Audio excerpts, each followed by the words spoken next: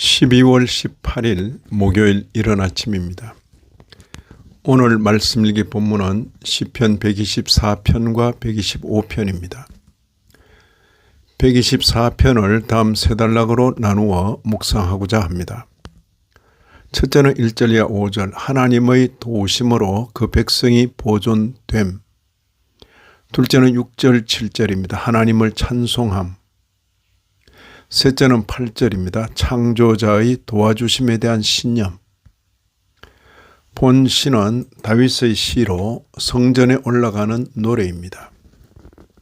시편 120편에서 134편은 성전 순례 시편들로 분류됩니다. 이 같은 시들은 성전 중심의 신앙을 잘 표현하고 있는데 장차 신약 시대에 있을 예수 그리스도 중심의 삶에 대한 예표이기도 합니다. 그런 면에서 성전 중심의 삶을 예배당을 성전이라 부르면서 예배당 중심의 삶으로 이끄는 방식은 문제가 있습니다. 예배당 중심이 아니라 예수 그리스도 중심인 것이 옳습니다. 첫째 단락에서 옛 성도 다윗은 하나님의 도우심으로 그 백성이 보존된다고 합니다. 그는 우리 편에 계셨던 주님을 기억하고 고백하며 찬양하라고 권합니다. 그리고 그 때에 라는 표현을 4번이나 반복하면서 만약 주께서 우리 편에 계시지 아니하셨더라면 어떠했을지를 말합니다. 1절 이하 5절입니다. 이스라엘은 이제 말하기를 여호와께서 우리 편에 계시지 아니하셨더라면 우리가 어떻게 하였으랴. 사람들이 우리를 치러 일어날 때에 여호와께서 우리 편에 계시지 아니하셨더라면 그 때에 그들의 노여움이 우리에게 맹렬하여 우리를 산채로 삼켰을 것이며 그 때에 물이 우리를 휩쓸며 시내가 우리 영혼을 삼켰을 것이며 그 때에 넘치는 물이 우리 영혼을 삼켰을 것이라 할 것이로다. 어떤 때입니까? 사람들이 우리를 치러 일어날 때입니다. 여기서 말하는 물은 적대적인 열국의 세력들을 표현합니다. 물, 시내, 넘치는 물로 점층적으로 표현하였습니다. 박윤선 박사는 이 구절을 주의하면서 과거에 하나님께서 은혜 베푸신 일들을 회상하며 감사하는 일은 미래를 앞두고 새 은혜를 구하는 일보다 먼저 있어야 할 일이다. 감사할 줄 모르는 자는 기도할 자격을 갖지 못한다고 하셨습니다.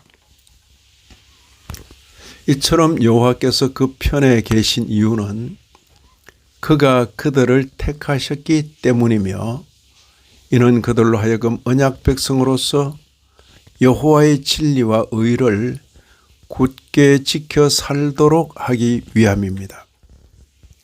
둘째 단락에서 시인은 하나님을 찬송합니다. 먼저 여호와를 찬송하는 것이 당연하다고 합니다. 6절에 우리를 내주어 그들의 이에 씹히지 아니하게 하신 여호와를 찬송할지로다.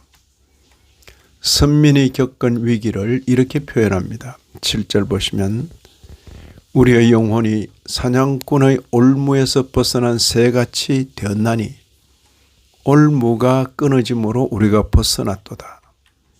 사냥꾼의 올무에서 벗어난 새같이. 이처럼 옛 성도 다윗은 자신이 겪은 구체적인 구원 경험을 노래합니다. 마지막 단락에서는 창조주의 도와주심에 대한 신념을 노래합니다. 8절 우리의 도움은 천지를 지으신 여호와의 이름에 있도다. 시인은 과거의 도움을 기억하며 감사할 뿐 아니라 당면한 현실에서 현재적인 도움을 기대합니다. 이런 말씀을 읽는 신약교회 성도인 우리로서는 먼저 하나님의 도우심으로 선민이 보존되는 줄 확신하게 됩니다. 또한 이미 구체적으로 도움받은 경험을 근거하여 앞으로의 도와주심에 대한 확신도 가지게 됩니다. 우리 모두는 옛 성도들이 성전을 사모하였듯이 천성을 향한 순례자로서 예수 그리스도 중심의 삶을 살아야 하겠습니다. 이 아침에도 말씀에 참여하신 모든 분들 위해 하나님의 크신 은혜가 더하시기를 진심으로 기원합니다.